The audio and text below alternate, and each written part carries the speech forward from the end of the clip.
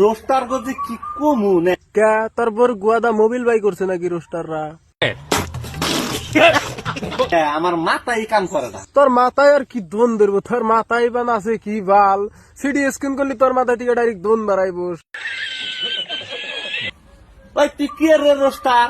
আমরা এই জন্যই রোস্টিং করি যে তোর নাগাল পাগলা সুদা এসে জানি বউ নিয়ে মেল মেল সুদা নান না, সেই জন্যই রোস্টার। তাও রোস্টার মিলা নিজের দাবি করি না, মানুষে কয় রোস্টার মানে বুঝোস? না। কোন ধ্বনি বুঝি না আমরা, রোস্টার নামে কি বাল বুঝি, কোন চাড়ি বুঝি না একবারে ডাইরেক্ট।